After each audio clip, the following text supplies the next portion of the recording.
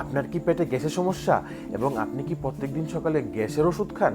তাহলে আমি আপনাদেরকে বলছি, আপনি 1 থেকে 2 মাসের মধ্যে গ্যাসের ট্যাবলেট খাওয়া বন্ধ করে দিন।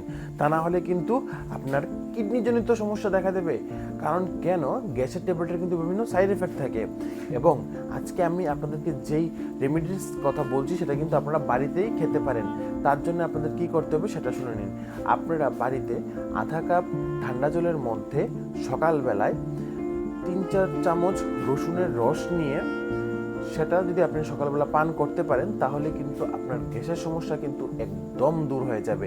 তাহলে কালকে নয়, আজকে সকাল থেকে আধা কাপ নর্মাল জলের সাথে 1 চামচ বা 1.5 চামচ রসুনের রস মিলিয়ে আপনারা সকালবেলা পান করুন। দেখবেন আপনার পেটের যে গ্যাসের সমস্যা বা অম্বলের সমস্যা তা দূর হয়ে যাবে এবং আপনাদেরকে লাইফ টাইমের জন্য গ্যাসের ওষুধ খেতে হবে না।